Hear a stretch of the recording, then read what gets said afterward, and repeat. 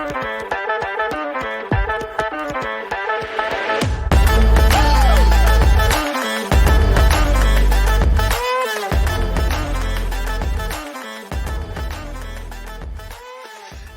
and welcome to the Failsafe Fitness Golf Show. My name is, as always, Michael Joshua. I am the owner of Failsafe Fitness Limited. Welcome to the show. This is episode number 19, and this week we're going to be discussing some very interesting topics. Before that, let's run you through what the show is all about. If you've not listened before and someone has sent you a link to this, thank you, friends. You're going to thank them later as well. We are going to talk about three things that I found interesting in the golfing world this week. We're going to talk about where the big boys and girls are playing this week as well. We're going to get into some promos from Failsafe Fitness, a blog post from Failsafe Fitness, and of course the all-important tip of the week in terms of the golf. So if you do like the show, again, like, subscribe, and share. This is available on pretty much every podcasting platform there is going. Many thanks to the Acast network. You have been fantastic and it has really helped grow the show, and it's going to be a very, very good year. It always has been a good year. So let's get into the show. Excuse me. Wow. This inclement weather.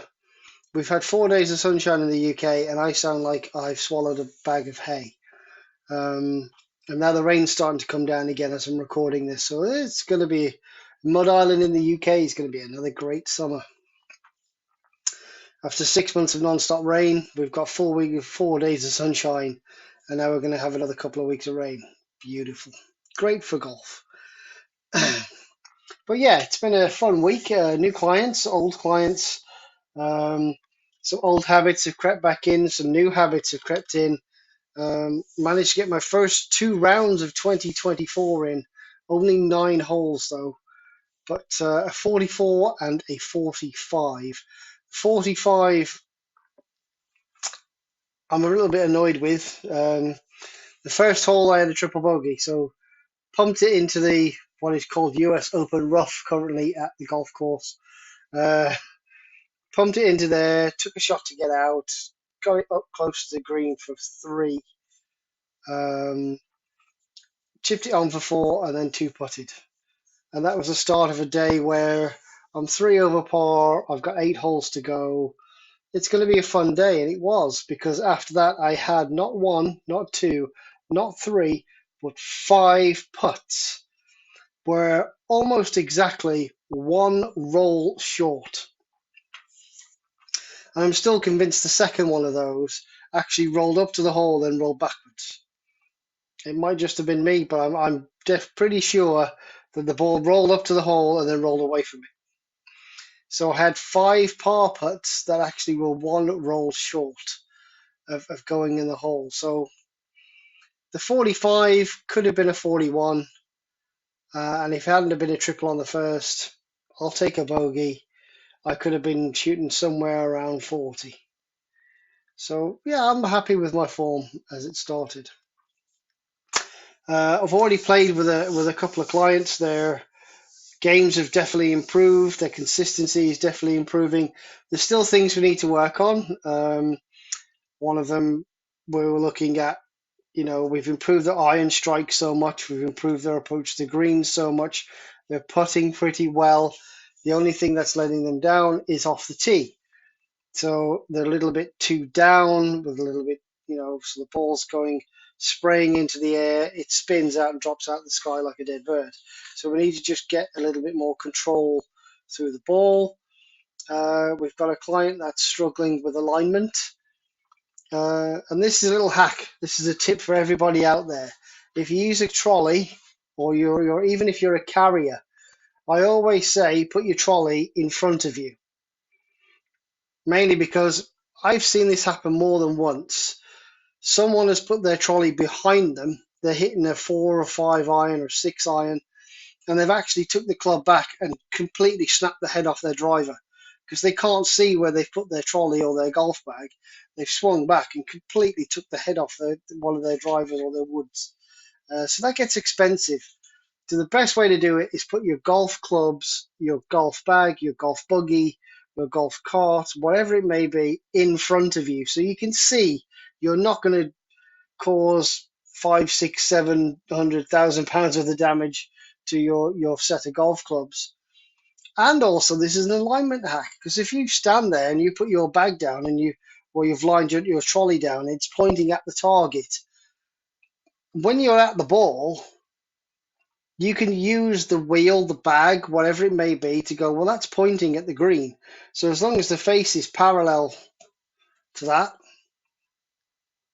not parallel, is it parallel? Yeah, parallel. If your club is parallel to that target line, you know you're pretty much aimed up. So there's a little hack for you. And that's what I've told them to do, and we're gonna work on their alignment, and hopefully we can fix their issues, because everything he's pointing, he's fine when he looks behind the ball, sets the club down, takes his grip, and they all take this weird step backwards with the right hip. So then that points shoulders, toes, and hips to the right, but the club's still facing to the left. And then it's either a shank shot or it's a block right, because their aim is completely gone. So there's a few fixes, but a little hack for that is put your clubs in front of you, line yourself parallel to that, and then you can't go far wrong. And you're not going to cause any damage to your golf clubs. So yeah, that's been my week. It's been busy. Obviously, golf club reopened. Seamley Hall Golf Centre reopened officially Saturday. I've already picked up 2 or 3 new clients, and it's good. Business is good. It's not. I wouldn't say it's booming. It's not out the world booming, but there's a lot of work to be done as a greenkeeper at the golf course for me this week. Like I say, we're going to try and tackle some of this US Open rough, get it down, get it sorted, and get the course into a much more friendlier playing position. Because if you're not on the fairway at the minute, and even fairways in a couple of holes are a little dodgy. So the course is going to get better, and my scoring isn't too bad, so I'm happy. Clients I've played with, I've got a couple of issues, but we're working through them. It's nothing major. And the new clients, I think, are happy as well. And of course, Sunday, if you are in the area of Himley Hall Golf Centre in the West Midlands, Sunday, you can either go on to Played, or you can drop me a message or an email, or just turn up. There are 7 spots available in a 10-spot field to come to short game starter Sundays. So I'm going to go through 7 weeks. This week's going to be, we're going to focus on grip and ball position, and just trying to make clean strikes, and how to read lies. So grip, ball position, how to read lies. Those 3 things are essential. The last one of those is absolutely essential, because if you don't do the last one first, you don't know where to play the ball. You won't know how to grip the club. You won't know what club to be using. So yeah, if you do want to come along, it's £10 a head. Going to be about 60 to 70 minutes of instruction. If you're a beginner or you're a seasoned pro and you're just frustrated with your short game, we'll over the next 7 weeks, and there's going to be a bonus as well. So everybody who comes this first week has the option to pay £50 up front, and you will get all 7 sessions for just £50. So if you do want to come and improve your short game, or just learn how to chip and putt because you're a beginner, this is your perfect opportunity. £50 for 7 sessions for about an hour long in a group format. We're going to have some laughs. There might be a couple of tears, maybe from me. But come and join me. It'll be fun.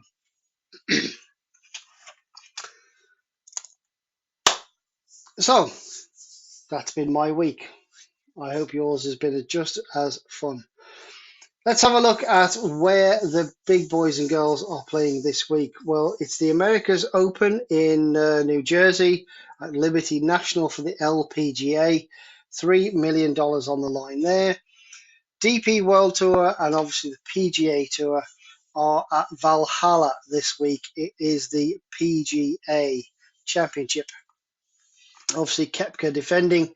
And if Phil Mickelson gets, I think if Mickelson gets in the top 10 or something, he breaks some kind of a record for the oldest man to finish in the top 10 or top 5 or something like that. So yeah, that's interesting to watch. 17.5 million on the line at Valhalla. Liv don't play till June when they go to Houston. But the ladies' European tour are at the Amundi German Masters with 300,000 on the line. And that's where everyone's playing this week. Tips this week for the PGA. I don't think Ram is playing well enough. Valhalla's a tough golf course. I think Kepka's got a good chance of being in the top 5. Obviously, Scotty Scheffler, many congratulations to Scotty on his childbirth of his child. He'll be at Valhalla too. In what kind of condition, we don't know, but we shall see. And obviously, Rory McIlroy has been talking up his chances of winning in Valhalla as well. So outside of those, I don't think you can discount someone like Victor Hovland and maybe even Ludwig Oberg, who finished second or third at the Masters, has had a meteoric rise in the European team for the Ryder Cup, and the kid's pure class. So if you want top 5, top 10 bets, all of those are worth putting some money on, I think, this week.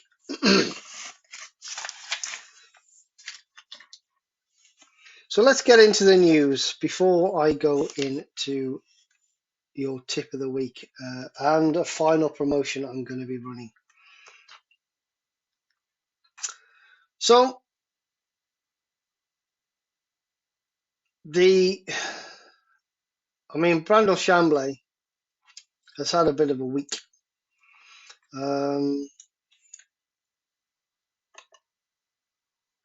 This one is about his big U-turn on the PGA Tour Live Golf deal. So he admits he's changed his mind on the PGA Tour prospective deal with the Saudis, the backers of the Live Golf League. He said it was the saddest day in the sport when the framework agreement was reached between the Kingdom's Sovereign Wealth Fund, the PIF, and the PGA Tour last June. So it's been almost a year since that was announced and not sealed. He has long rallied against the threat of the Live start-off, but he now kind of agrees with Rory McIlroy's assertion that a deal must be struck between the PGA Tour and the PIF to end the division in the sport. Because a lot of people are talking and have been talking over the last couple of years that Bryson DeChambeau, Phil Mickelson, Dustin Johnson, now John Rahm, Tyrrell Hatton, and of course Cameron Smith, and probably Joaquin Niemann. Those guys have all taken the money and gone to Live, hoping to get world ranking points, which they're never going to get in the format that those tournaments are running. But a deal between the two to get, maybe it's the top 10 of their players into the majors would be good. And I think the top 10's enough. They've got 40 or 56 or 60 players, tops, that rotate in and out. So I think top 10 is good enough. The top 10 ranked players on their tour, that's not a tour because it's non-competitive, it doesn't get any world ranking points, I think should be. And I think they should be able to compete in the majors. So, yeah, and he's kind of saying the same thing. Every move that makes their tour better just makes the PGA Tour worse and causes more division. So the time is now. To Rory's point, making a deal, I wouldn't have said that a year ago, but it's better to end. But it is the better end of the bargain when we're getting their best players to come back and play on the PGA Tour in 4 majors than it is the other way round. And I kind of agree with that. That's kind of interesting. It's pretty true to what I think as well in terms of that. So yeah, Chambly said that, and then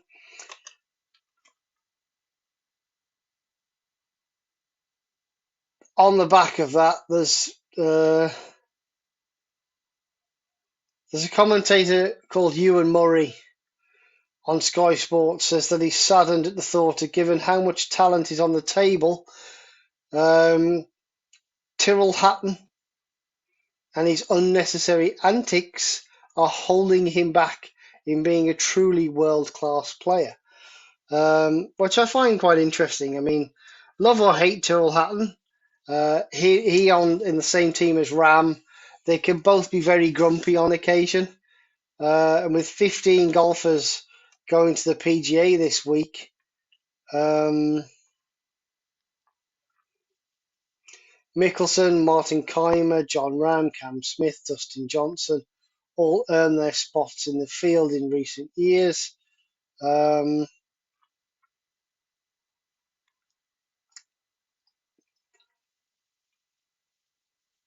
and Ewan Murray basically turned around and said that there's a player that has no weaknesses in golf wise, but mentally, if you're ever going to see how good Tyrrell Hatton can be, is because he gets in his own way. His little rants on screen, he gets in his own head, winds himself up, and he tends to not perform at that higher level.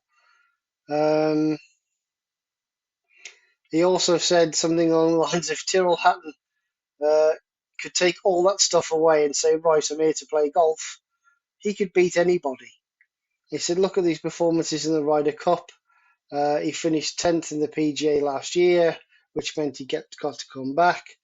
So he's a really capable player, but his little rants and his behaviour on the course just tend to hurt him. And I kind of agree and kind of don't agree. I think it's an interesting point. I think Tyrrell has definitely been a bit more vocal on the golf course and so on, but I find it quite entertaining. And I don't think it holds him back too much. I think when he's playing badly and he's moaning, he just plays worse. But when he's playing well, he's still moaning. So it's just part of Tyrrell's game, and love it or love it or leave it. Tyrrell has he's 32 years of age, made a big decision to go to live. He secured his future and his probably his kids and his grandkids' futures with the money he took. So you know we shall see. But the biggest story of them all this week. This is the one that kind of not surprises me. There's been a few sponsors pull out of the PGA Tour recently, and another big one. So this is reportedly by ScoreGolf.com that RBC, the Royal Bank of Canada, is refusing to commit to a multi-year extension of its current deal with mainly US-based circuit until changes are made. The Royal Bank of Canada is understood to have paid the PGA Tour an eye-watering $25 million to be the title sponsor of last month's RBC Heritage at Hilton Head Island and the upcoming RBC Canadian Open. It has bankrolled the latter, the Canadian Open, since 2008 and has been an event sponsor of the RBC Heritage at Hilton Head Island since 2012. So that's a 16 and a 12-year sponsorship. But however, both of these deals are up after this year, and until the time they get some guarantees of the future of the PGA Tour specifically, and the men's professional golf more broadly, the bank is refusing to spend any more money on sponsoring either event, which is, it's required a lot of patience for the players and a lot of patience from sponsors and the fans. So that hopefully the PGA Tour can sort out its business model and though under some significant strain, has not fully resolved itself. So they are refusing to get involved in sponsoring the events until the whole framework agreement and the way the tour is going to run, which is now for profit, remember, since this group took over the PGA Tour. The PGA Tour is no longer a non-profit entity. It is a for-profit. And if you're asking sponsors 25 million to cough up, I can't remember what the Rocket Mortgage. So Rocket Mortgage, they pulled out recently because they said it was just the PGA Tour had gone capping and raising the prices, and I think they had only was 11 or 12 of the top 25 turn up. They were like, what are we paying for? We're paying for the best in the world, and the best in the world aren't coming, so why do we need to pay you more money? And it was similar to the Waste Management. Waste Management have, I don't think that event in particular is affected by not having as many of the top 20 or top 30 players in the world, because a lot of people just see it as a big party and a great weekend and a what have you. But again, Waste Management are being asked for more money, and it's like, well, you're for profit now. So where is that money going? If it's not going to the players, why do we need to pay more money?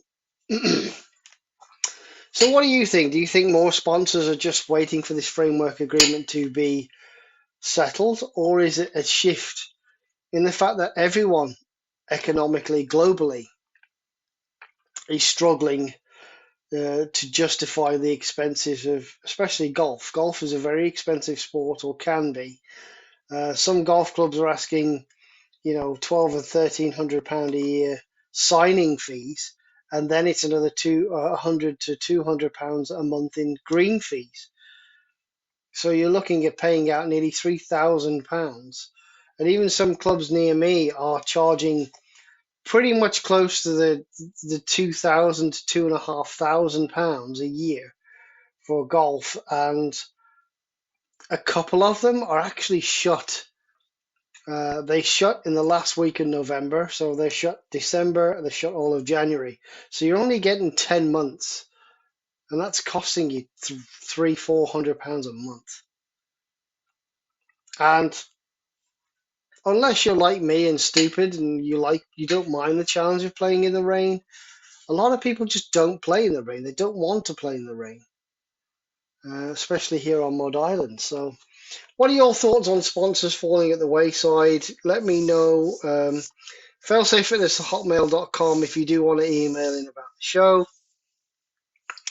Let me know some predictions for the PGA Tour, PGA Championship as well. I've let you know my thoughts. And, are people right? Is Tyrrell getting in his own way?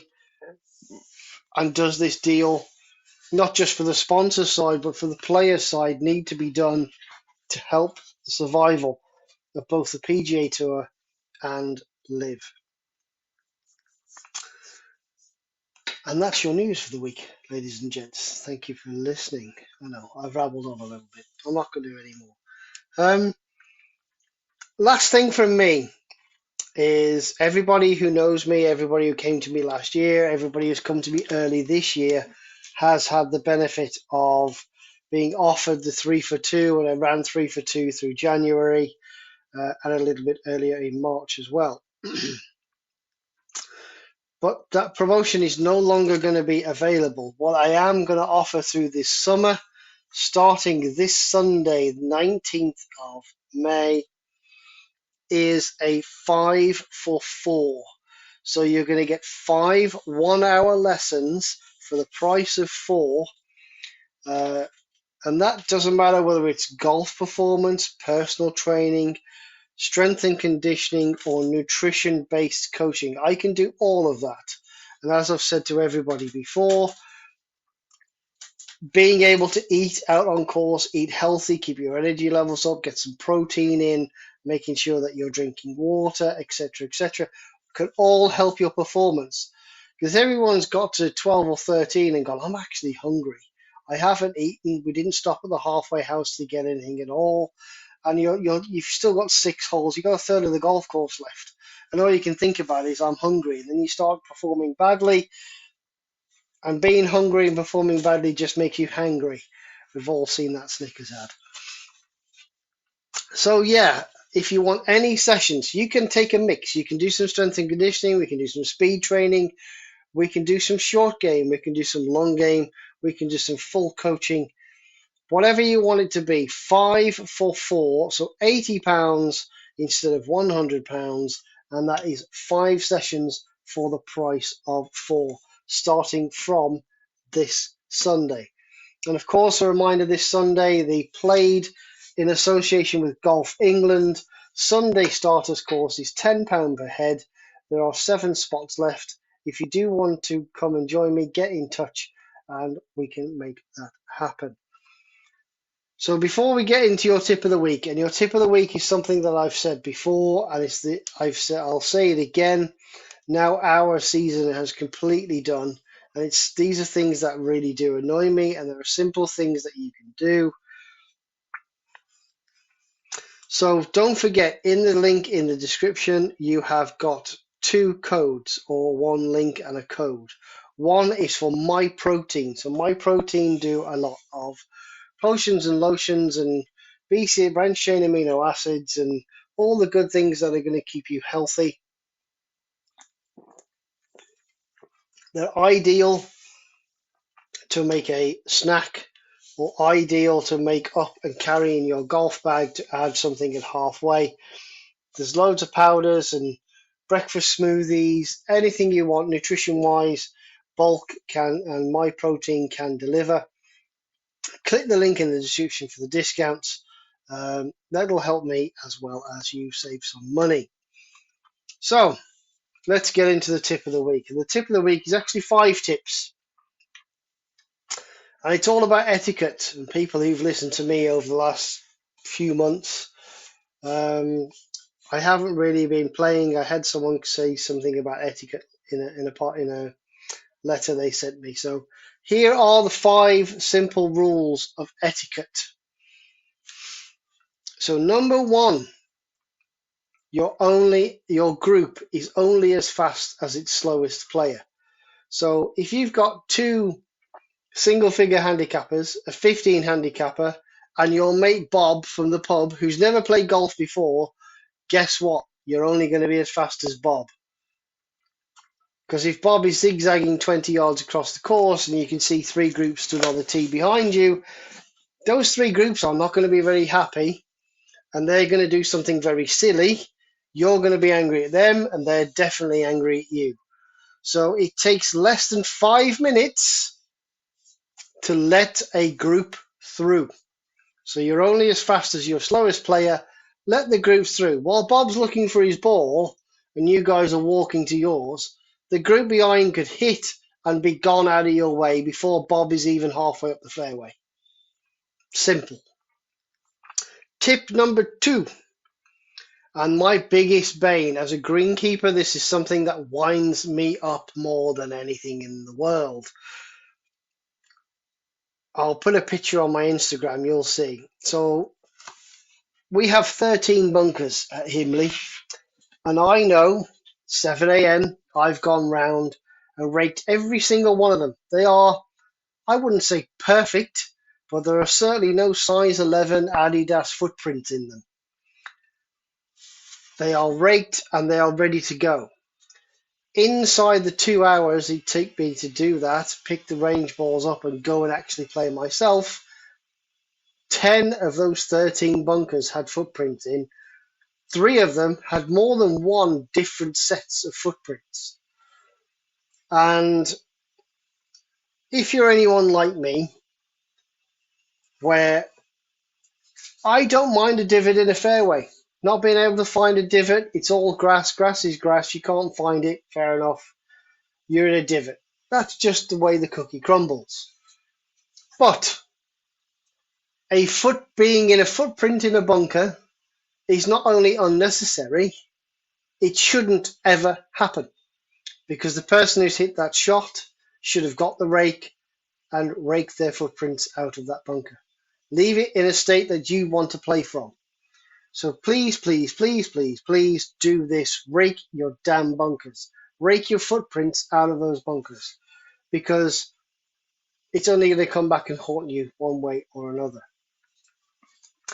Number 3 is repair your pitch marks. And people go, I repair my pitch marks. And again, I repaired 15 pitch marks as a greenkeeper, and I must have repaired another 15 as a player 2 hours later. So, you can't take the greenkeeper out on me. And I'm truly one of those. If I do see a pitch mark that's not mine, I'll still repair it. Doesn't matter what golf course I'm playing on, because I just think it's courteous to the players behind to leave that green in a condition that's playable. I don't do all of them. I mean, some golf courses I've been to where there's been 10 or 15 on a green. I've repaired 4 or 5. That's as much as I'm willing to do. But with my wife and my friends, if we repair 4 or 5 each, all of those pitch marks are repaired. If we're in a group of 4 and there's 20 pitch marks on a green, all those pitch marks are repaired. Because that's the kind of thing. You want to leave that putting surface in the best condition for the guys behind. And who wants to putt over someone else's pitch mark? You don't know where the ball's going to go. So again, repair your damn pitch marks. Number 4. And I think this is more important than the previous 2. And the previous 2 really do boil my wee. Shouts of 4. Left or right, just shouts of 4 will help. Because already we've had a couple of incidents at the golf club where our 7th tee kind of backs onto the 8th green. And we've already had a couple of balls go through the trees and they haven't bothered to shout. So the simple rule of thumb is if you hit a ball and you don't know where it's gone or you don't know where it's going to, shout 4. Because trust me, if you hit someone in the face, in the head, in the arm, whatever it may be, you are getting sued.